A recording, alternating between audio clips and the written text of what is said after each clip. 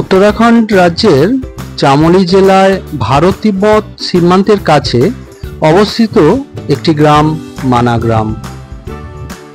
ভারতবর্ষের প্রথম গ্রাম হলো এই মানা। উত্তরের হিমালয়ের কোলে ঘেরা এই ছোট্ট জনপদ শুধু একটি ভূগোল নয়, এটি একটি ইতিহাস, ধর্ম আর পৌরাণিকতার এক মোহময় সংমিশ্রণ।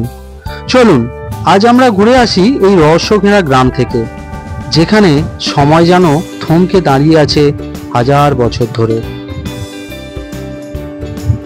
কিভাবে পৌঁছবেন এই মানা গ্রামে? আছে তো উপায়।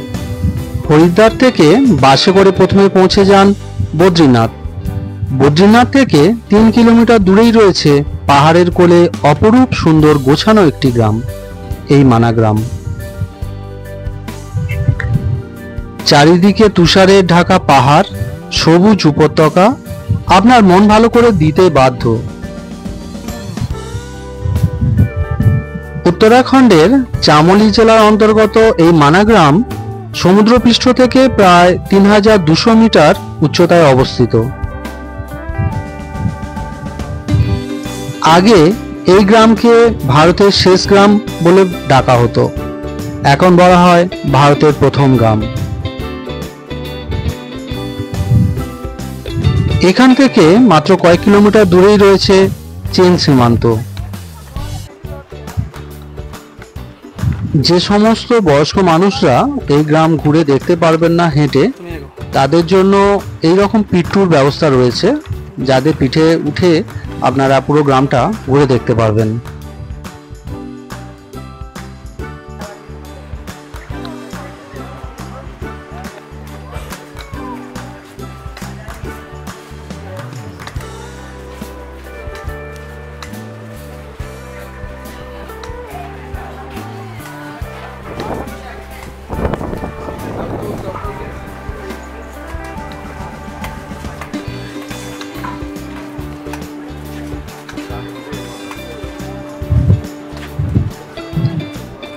এখানে মূলত বাস করেন ভুটিয়া সম্প্রদায়ের মানুষজন, যারা তিব্বতী সংস্কৃতি এবং ভারতীয় ধর্মীয় বিশ্বাসের এক অপূর্ব মিশ্রণ। বছরের 6 মাস এই গ্রাম জনমানবপূর্ণ থাকে, বাকি 6 মাস প্রচণ্ড তুষারপাতের জন্য জনশূন্য হয়ে পড়ে।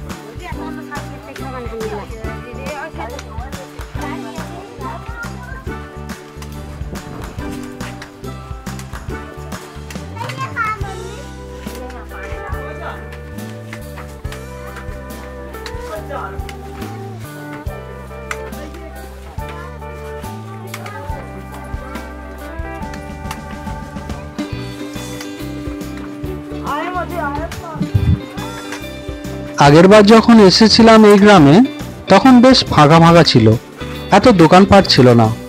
এখন চারিদিকে যেন প্রচুর দোকানপাট গজে উঠেছে, প্রচুর বিল্ডিং হচ্ছে দেখতে পাচ্ছি, এবং লোকজন পরিপূর্ণ।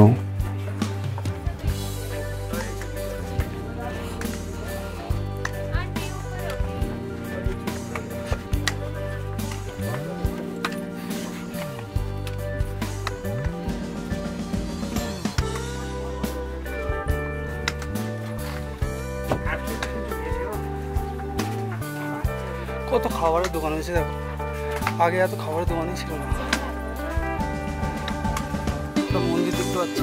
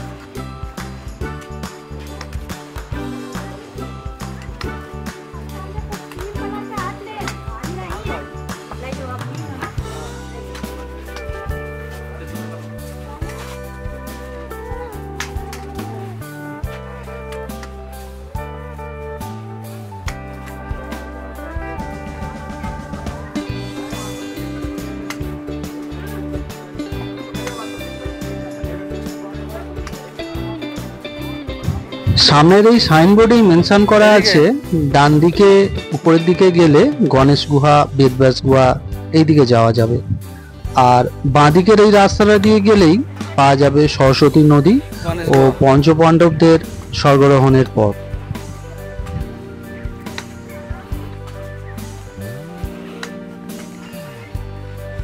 এই গ্রামের অন্যতম প্রধান আকর্ষণ হলো গণেশ গুহা। কথিত আছে এখানেই মহর্ষি বেদব্যাস মহাভারত রচনা করেছিলেন, আর এই গুহায় বসেই মহামুনি বেদব্যাস মুখে যা বলতেন সেটাই তার শিষ্য গণেশ তা লিখে নিতেন। তাই এই গুহাটি অত্যন্ত পবিত্র স্থান বলে মনে করা হয়। এই গুহার ভিতরে রয়েছে একটি ছোট্ট শিবলিঙ্গ এবং গণেশের মূর্তিও রয়েছে, যা পূজিত হয় প্রতিদিন।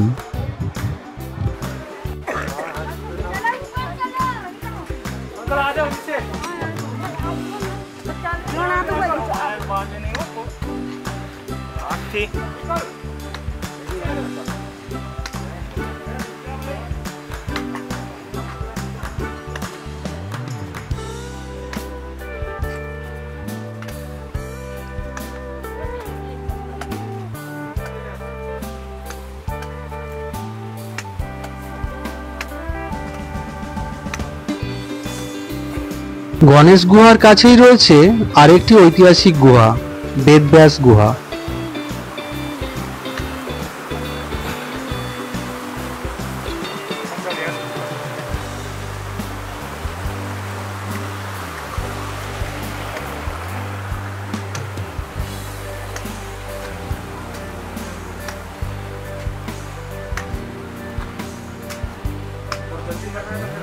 বিশ্বাস করা হয় এখানে মহর্ষি বেদব্যাস বসে মহাভারত এবং পুরাণসমূহ রচনা করেন।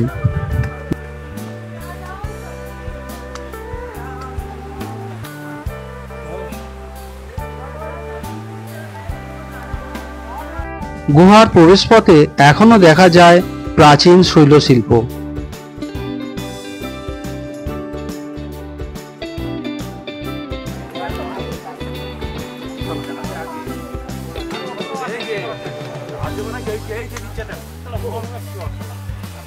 চলো চলো চলো চলো।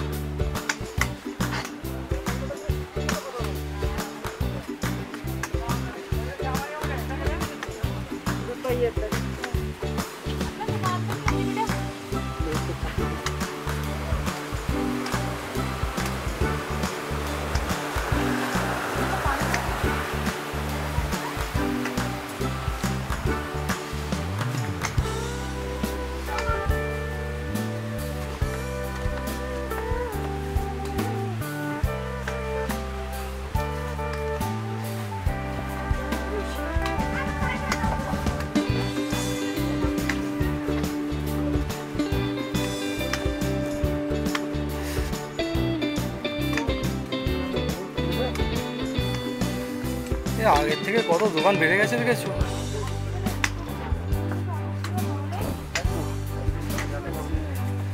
এখন কত দোকান হয়ে গেছে, খাবারের দোকান দোকান। এই দেখো, এই দোকানটাতে খেয়েছিলাম। হ্যাঁ হ্যাঁ হ্যাঁ, ওই যে পকোড়া।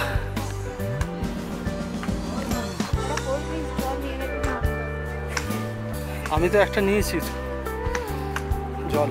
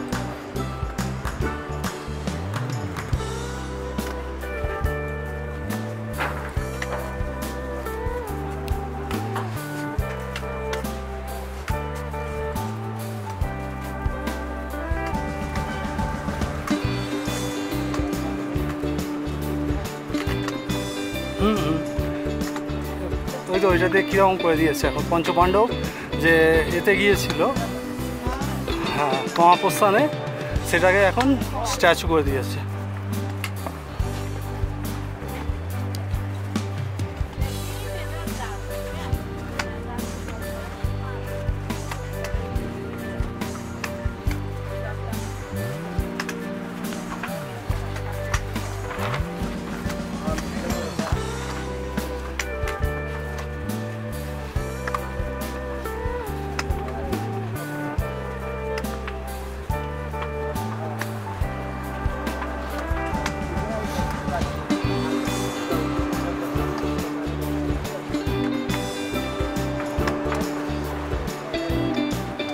ধীরে ঠাসা মানা গ্রাম।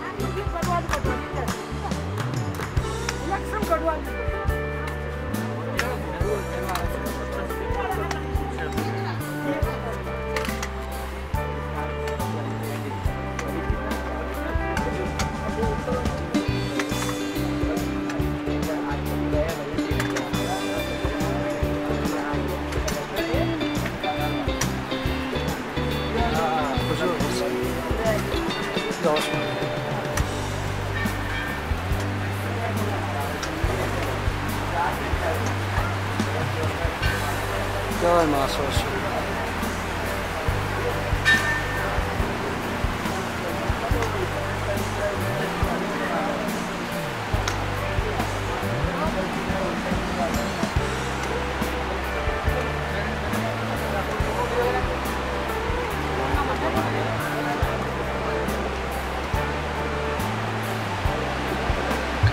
ওই যে সামনে দেখা যাচ্ছে সরস্বতী নদী।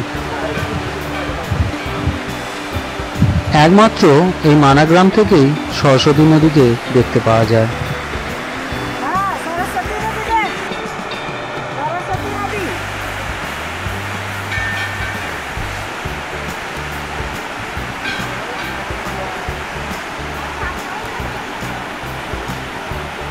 পাশেই রয়েছে সরস্বতী মাতার মন্দির।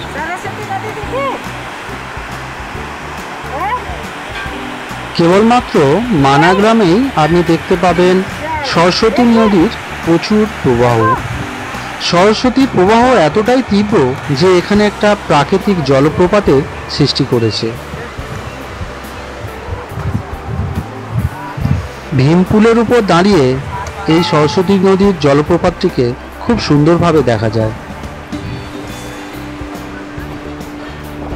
কথিত আছে যখন ব্যাস গুহায় গণেশ মহাভারতের রচনা করছিলেন তখন সরস্বতী নদীর আওয়াজে লেখায় বিঘ্ন ঘটছিল, তাই মহর্ষি বেদব্যাস সরস্বতী নদীকে পাতালে প্রবেশ করার শাপ দেন। সেই থেকে এই নদীটিকে মাত্র এই গ্রামের ওপরেই দেখা যায়, তারপরে এটি পাতালে প্রবেশ করেছে।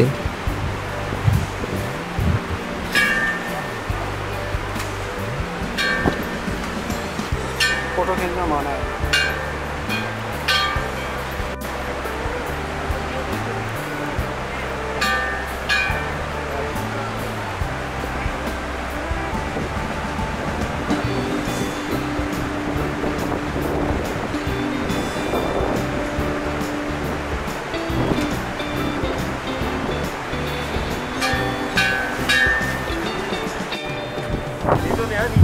চারপাশে এত ভারতের প্রথম চায়ের দোকান গজিয়ে উঠেছে যে কোনটা আসল আর কোনটা নকল তা আপনি ধরতে পারবেন না।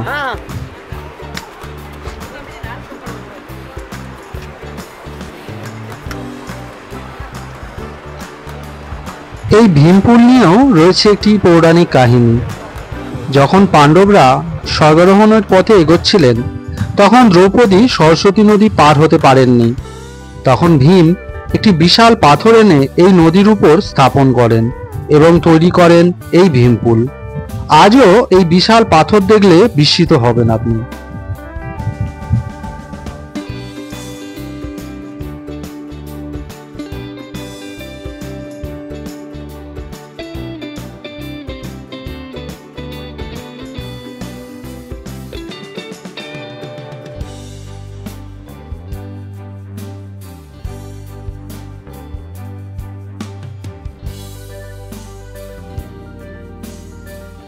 এই পথ ধরেই পঞ্চপাণ্ডবরা স্বর্গের পথে গিয়েছিলেন। পাশের এই মূর্তিগুলোকে দেখুন, এর মধ্যেই রয়েছে যুধিষ্ঠির, ভীম, অর্জুন, নকুল, সহদেব ও দ্রৌপদীর মূর্তি। সঙ্গে যে কুকুরটি যুধিষ্ঠিরের সাথে স্বর্গে গিয়েছিলেন সেই কুকুরটারও মূর্তি এখানে স্থাপন করা রয়েছে।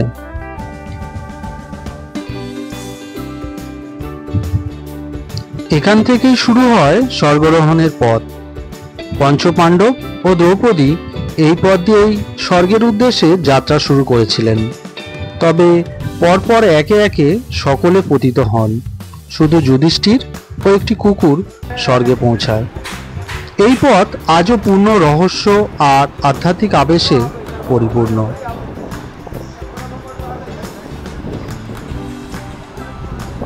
তাই মানা শুধু একটি গ্রাম নয়, এটি একটি আধ্যাত্মিক পৌরাণিক কাহিনীর মিলনস্থল।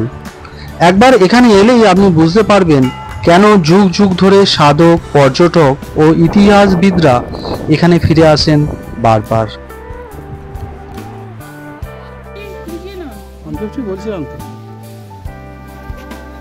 ফেরার পথে মিসেস কিনে নিলেন স্মৃতির উদ্দেশ্যে ওখানকার কিছু হাতে তৈরি জিনিস। শুধু স্মৃতি হিসাবে রেখে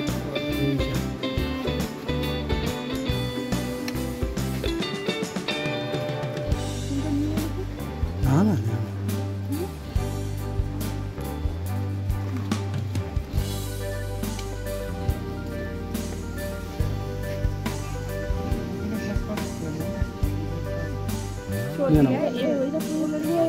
এটা দেখতে ভালো, এগুলো দেখতে ভালো, কালারফুল আছে। হ্যাঁ বাচ্চা বড়া সব বুড়া সব পরে। আচ্ছা আচ্ছা ওটা ভালো তো, দুটো রকম নাম। हाँ ওটা নাও, এটা कलरफुल আছে কি সুন্দর, সবুজ নীল সাদা, ढीला हो जाएगा बड़ा वाला, बड़ा आदमी के लिए। এটা নিন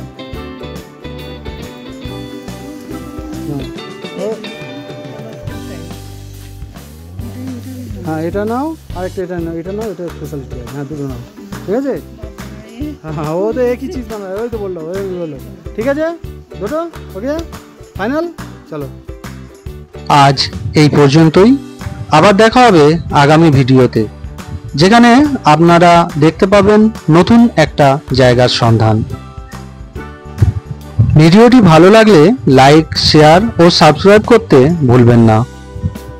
নমস্কার।